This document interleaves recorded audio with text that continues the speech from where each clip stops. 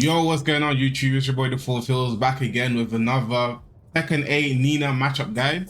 Now today we're going to be doing Paul, as you guys can see right now.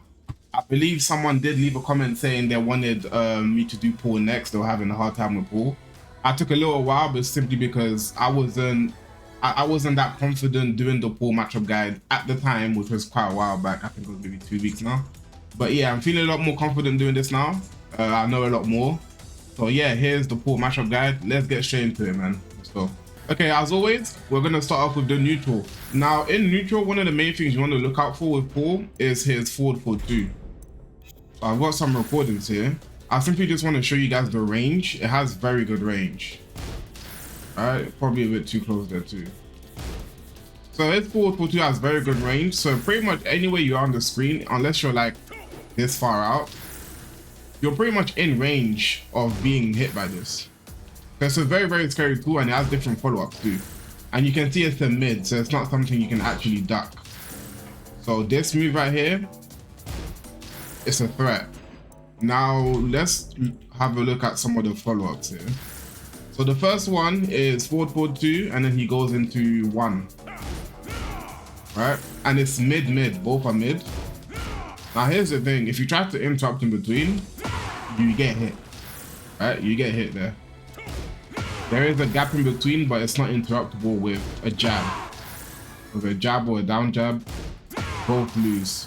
However, you can interrupt with a power crush here, because it doesn't gel. So if you have a read on the Paul player doing this, you can interrupt with a power crush. Right? You can also rage up if you have a read on this. That's another thing. Of course, you also have heat burst. Heat burst can also work there. Those are the main things you can do. As Nina has a parry as well. But as Nina, you can also parry this. But again, not every character has that luxury. But as Nina, you can do this. So those will be the answers for that move. But the issue is, because there is an issue, is there's multiple follow-ups to this. You also have this follow-up here. Which one's this? Right, so this is the just frame version of the same move. It's the same input. However, you have to time the second hit and you get the blue spark. Right, you get the blue spark version. Now, this move is fine simply because well, it's duckable, but it's not reactable. Right, the first one is a bit slower. This one is instant, so it's duckable. It's a high, but you cannot interrupt in between. It gels. So if you get hit by the first hit and you try to interrupt, it won't even come out. The only thing you can pretty much do here is duck and punish if you're ready for it. But again, that would be a read, because if you're ducking that, then you might then get hit by this, right? So if I set them both, duck, duck, duck. He's gonna do the other one at some point. See? If he mixes up with those two, you're gonna start getting hit by one of them. So, see there. What you can do, which might be worth practicing, is ducking for like a microsecond. Like literally duck for like a slight second and stand back up. That way you can cover both options, which is what I'm doing right now. See, I'm covering both options by ducking for like a microsecond and then standing back up. See that? Cover both options. So that is an option, something you can practice, but it will cover both of those options. Now there is more. There's 2 more options after this, which is I'd say probably one of the most common ones that you guys probably have to deal with is this one right here. Forward 4-2 into 2, which is a low. Interruptible, has a lot of startup. You know, you can interrupt with a bunch of stuff. I believe you can even launch it as a hard read or whatever. Very interruptible. But the issue is, obviously, you're looking out for the other things. You're looking out for the mids. You're looking out for the blue spark as well. So you're not always gonna know he's gonna go for this. But it is reactable if you actually see him going for this. Like, it is reactable. You just have to be ready for it. I like to use down 1-4. Simply because this is literally the 10th frame. Like, it's very quick. If you ever see me going with like this for launch or something, it's a hard read. I didn't react. Even if I go for this, it's a hard read. I didn't react. If I do something like down 4, most of the time I reacted. I've just made sure that I used a really fast button in order to react. So that's that. What else do we have? Here we've got, oh, he can also cancel out of it. So when he goes into his he can only cancel the low version. So when he goes into the low, he can cancel out of the animation to make you think he's gonna go low, and basically just try to carry on pressure pretty much. But this is pretty it's pretty fake, because it's not like he's plus afterwards. Like if he's taking this turn back afterwards, you can press. You can press there. Right? It's pretty fake. So don't be too afraid of that. Okay, the next thing in neutral you want to look out for is his back 4 during backstep. This is a little bit similar to the Lee guide. If you haven't watched the Lee guide, you should go check that out. But a lot of the time in neutral, pool players tend to like to use that backstep into back 4 because 1 is homing, so even if you sidestep, it doesn't matter. 2, it's got pretty good range, and you move forward as he does it, right? So it's got a good range, so it keeps you out. So a lot of the time when you're trying to find your way in, this is the move that can keep you out, and it's a counter hit launcher. If I get counter hit there, and it'll go into a full combo. So it's a very, very good normal. The only downside to this button is the fact that it's a high, so it can be ducked. But then again, this is not something you can react to. It's not something you're going to be reacting to. So yeah, this is a very, very good move. So be careful of that when you're neutral. A good option might be slide sometimes if you think they're going to go for it, simply because you'll be low profiling it, or you should be low profiling it. Let me try that. Yeah, slide sometimes, but even slide seems risky. In general, there's not too much you can do to contest this. Even power crush, if you think it's going for it, will be risky, simply because you might not get the power crush in the right frames and you might still get counter hit. So this is just something you don't really want to contest too much. What I tend to do is try to stay out of range and just whiff punish, because it's easily whiff punishable with down back 3+4. With down back 3+4 is easily, and you can do it from so far out. Look, very far out. Let me do that again. Yeah, like with down back 3+4, this is easy punishable. But yeah, this is just something I try not to contest against and just allow it to whiff. On block also, it's +1 on block, so it's not something you can really, I mean, you can take your turn back and steal frames and stuff, but just know that he is at an advantage when you block this, so be careful. Another thing that makes this really good. Next thing, Death Fist, something else you gotta worry about in neutral. Now here's the thing with Death Fist, right? When you look at the frame there, he's -17 after using this. Really unsafe, but look at the pushback and look at the range it leaves you at, right? Now, what you would like to do is get a launcher, but that's not gonna reach.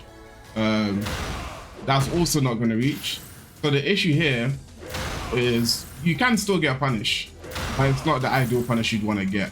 You can get forward 2 and a follow-up forward 3. Well, the optimal thing to do would be forward 2, and then you do full circle forward 2. You get 43 damage instead of 42 damage. If you do this version, you do forward 3 afterward, you get 42 damage, and if you do power crush, you also get 42 damage. So the optimal would be QCF 2. That would be the optimal punish for that. So there we go. So those would be the things to look out for in the neutral. You guys forward 2 and the follow-ups. You have Death Fist, and you have his back 4 as well. So be careful of those things in neutral. Those are mainly the things you're pretty much playing around in the neutral. Those are the scariest things that they tend to throw out. All right, next. Be careful of leaving gaps in between your pressure, simply because Paul's down forward 2 is a natural launcher. Unlike Nina's, where the opponent needs to be like crouching or you need a counter hit. No, this launches you just standing. No counter hit needed whatsoever. So that means any small gaps you leave in your pressure, you're very vulnerable to getting launched by Paul simply doing down forward 2. And Paul's down forward 2 is -8. So it's actually a safe launcher. Cannot be punished. Insane. Has a decent amount of tracking to the left side as well. Right side's alright.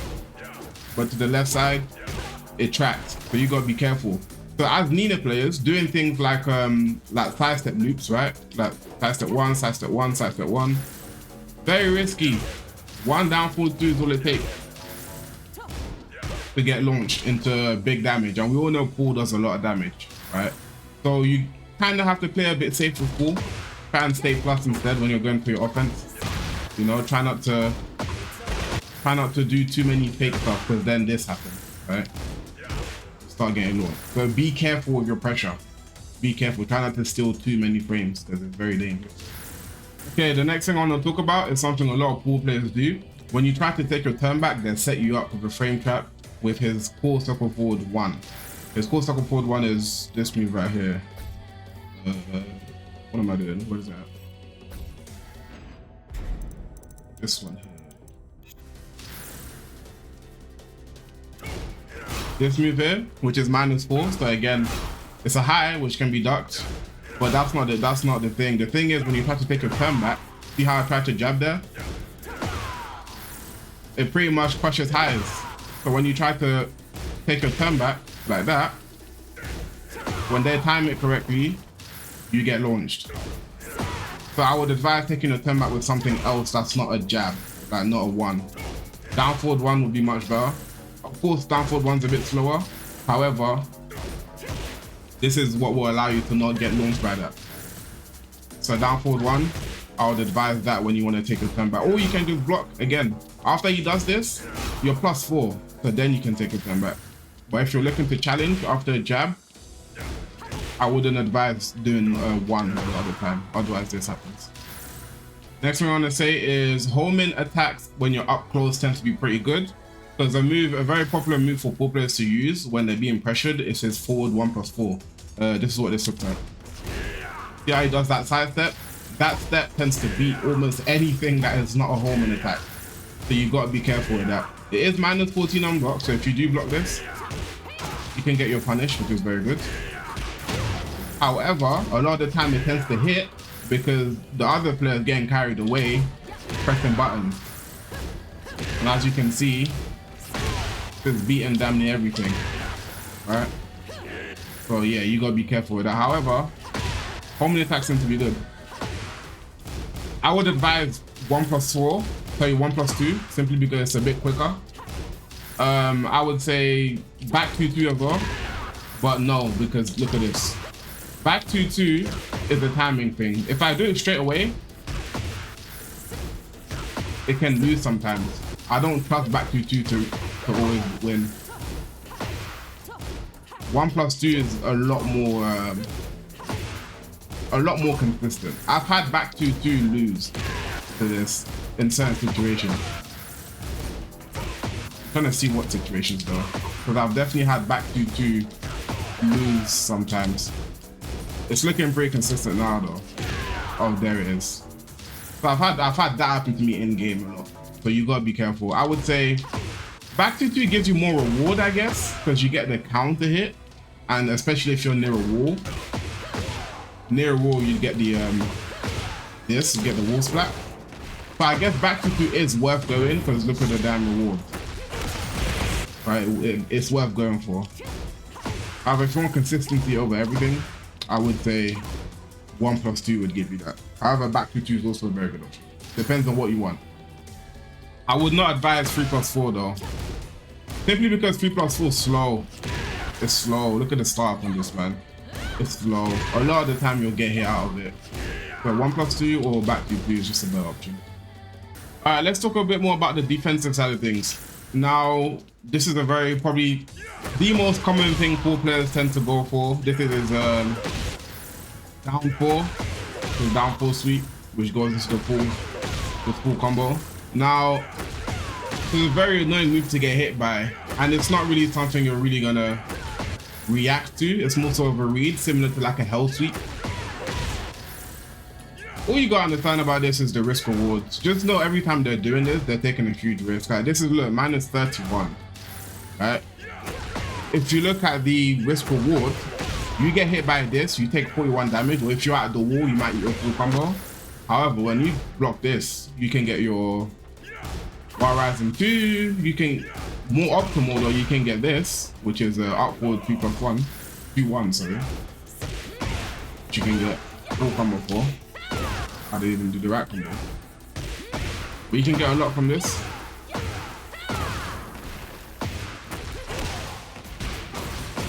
You can get a lot from this. Yeah, you can get a lot. So just understand that this is like, it's just a guess. Treat this the same way you would treat a hell sweep. If you have a read on it, you do. If not, it's unfortunate. But this is pretty much very, very risky for them to be throwing out all the time. It's different in heat, but we'll get into the heat afterwards. All right, now this is perhaps one of the most important parts for playing against Bull. His down forward 1 pressure. So as you can see, this down forward 1 he's doing, similar, I guess a little bit similar to some of the stuff Nina does with a side step 1, like side step 1, and you know, because as you know, when Nina does side step 1 into forward dash, she's plus. The same way when he does down forward 1 into back step, he's also +3. So +3.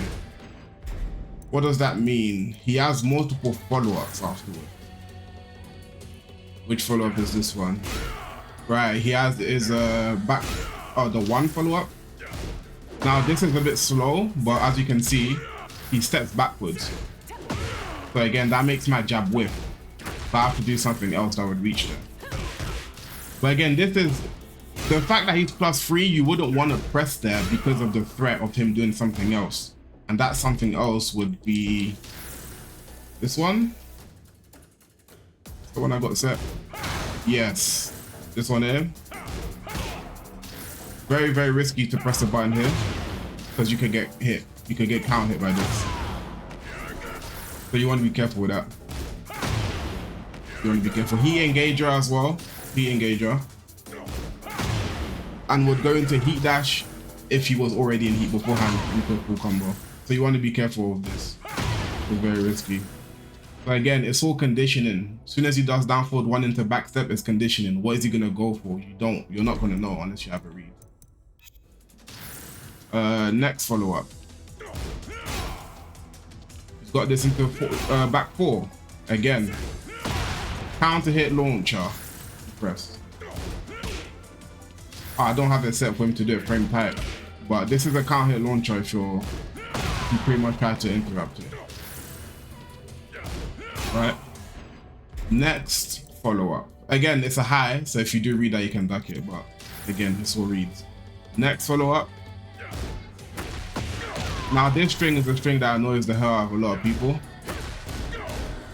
I want to talk about this string a little bit. One, if you block the low, the issue with this is he does the full string even after you block the low. There's no stagger block. So if you stay ducking, you get hit by the other 2. Right, and the other 2 naturally combo. So you have to block low and then block mid, pretty much. One thing you can note, the last hit is a high. So if they keep doing the full string, you can just duck low for the last hit. So say you get hit by the low, just duck low for the last string, and then you can actually interrupt this. The issue is that string. That last string is now it's a mid. If he's going for that, you can then interrupt, right? If he's going for the I think I've got on the 3rd attempt. Right, and now he's gonna do the other one. You block low, that is a mid. So to avoid all of this, the main answer will be to low parry here, so that you don't have to deal with anything else. Once you low parry, you don't actually have to deal with any more of the string. The issue with the low parry is, of course, he's got the other follow-up. He has the mid follow-up, he's got the other mid follow-up. It's all a guess, right? So it's a sticky situation. But if you have a read on that, you can low parry it.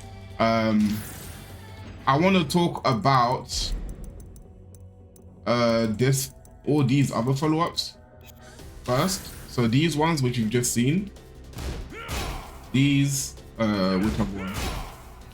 The other one, that follow-up, and also the 2 follow-up. Does it?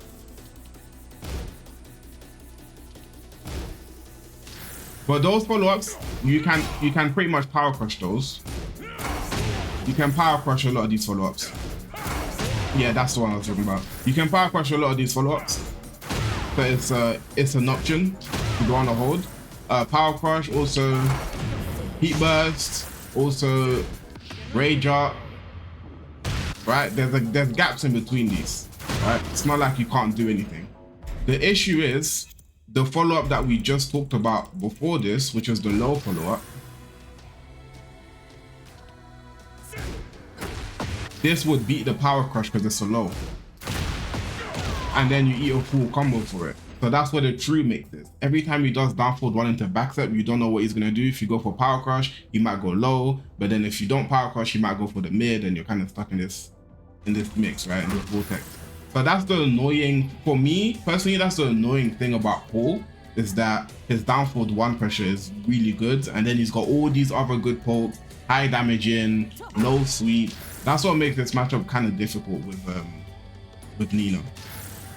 So yeah, these are just some of the things you gotta look out for and some of the answers you have. But again, this is the main thing with Tekken. A lot of characters have answers for things, but it's not as if things are always reactable. It's more so if you have the read, this is what you can do. So I'm just giving you guys some of the answers. It will fix some of the issues you guys have. If you have the read though, you can still guess wrong on a lot of these things and lose, and it'll happen to everybody. Okay, next thing. Paul has forward 1+2, which is a very, very common move.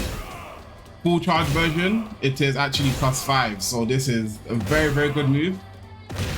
It's hard to react to because by the time you see the charge, if you press, you're gonna end up getting counter hit. Now this is steppable to the right, I believe.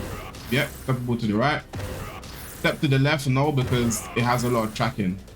It is possible, but the tracking on it is a bit, I believe it tracks. Tracks left a tiny bit. Very steppable though. A lot more than I thought. Yeah. Steppable. The issue is that it's +5, and he does it point blank a lot of the time because it doesn't really have crazy one, but it's got some sort of. But yeah, be careful with this move. This is +5. It's one of the main form of offenses, or form of plus frames that pro players use when they want to carry on pressure. They want to lock you in with this. Tip damage as well. Building up as he does this. When you block this, you can do 2 things. You can either respect it, or you can get disrespectful. Now, the reason why you would want to get disrespectful, even though it's 5 frames, the reason why you would still want to challenge sometimes is because they loop this over and over. A lot of pro players keep on looping it over and over until you're just like, oh, you've frozen up now. You don't really want to do anything. So block it a few times, but start showing some disrespect at some point just to let them know you're not just going to let them have their way. Even power crush might be a good option sometimes if they're looping it over and over, and you can tank some hits too. If you can have a reaction, if you can react with power crush, or if you can react with rage art as well, would be a good option. You have to be pretty fast though to catch the frames. But yeah, if you have a reaction on it, it's also a pretty good idea. Okay, one of the most important situations for this guide here. This combo here, when Paul gets you in a combo and he ends it with back 2 charge 1. Now, I'm sure a lot of you guys keep getting hit by both hits of this. There is an option to not get hit by that. If you get up backwards like this, right, you just hold back as you hit the ground. You can actually get up and block this in time. I don't believe any other form of wake up works here, by the way. Yeah, I think if you stay grounded, you're always getting hit. If you get up backwards, you can actually get up in time. And not only can you get up, but you can interrupt too. Now, the interruption is risky because Paul can actually let go of the charge sooner. And if Paul lets go of the charge sooner, you'll get hit. However, if you actually look at the frame advantage here, Paul's +8 on the full charge. So the issue with that is, once you block this, you're still having to block again because he's +8. So interrupting might actually be a good idea because you don't want him carrying on pressure. Right, so actually interrupting with jab might be a good idea. Now I want to also show you the other version where he doesn't do the full thing. Let me do that again.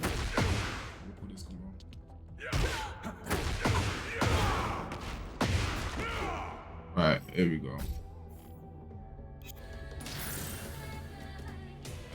I get this? Right, you see? Now this is the version where he doesn't fully charge it, which would actually bait you if you try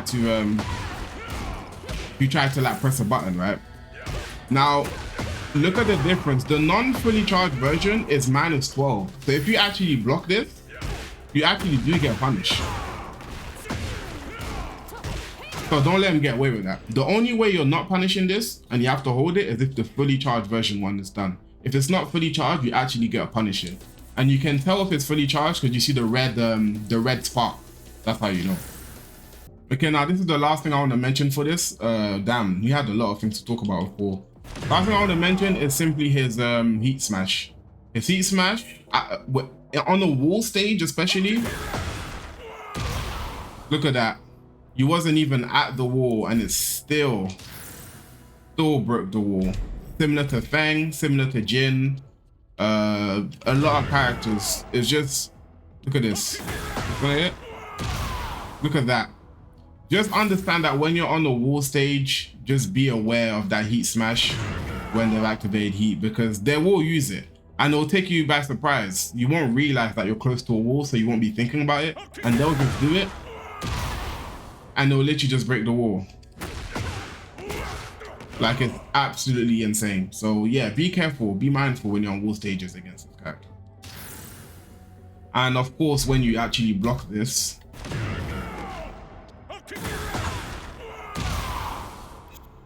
right, when you block this, do it. Whoops, I got the wrong thing. Do this again. Record.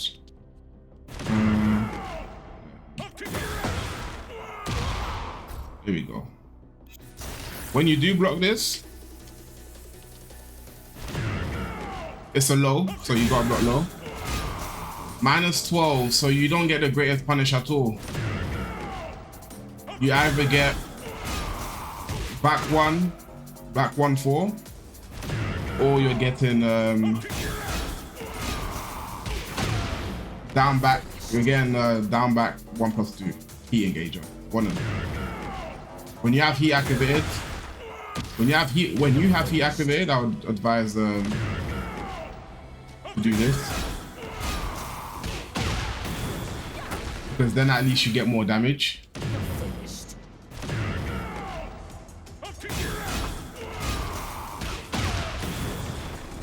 Then you get some more damage. All right, but yeah, that's pretty much all I really have to say for Paul. This might be the longest guide out of all of them so far. There was quite a lot of things to talk about, man. But yeah, hopefully this helps some of you guys with the Paul matchup. This is some of the things that I've learned. It helped me throughout the Paul matchup. So yeah, hopefully this helps some of you guys out there. Let me know if you have any more questions on this in the comments below. Also, let me know what character you lot want me to do next. I've got some characters already saved from previous comments on previous videos. So yeah, if you guys comment something and I haven't done it for the next video, it's because someone else is in line already, right? But nevertheless, make sure you comment down below what character you want me to do next. And yeah, man, like and subscribe if you're new to the channel. And I'll see you lot in the next video, man. Peace.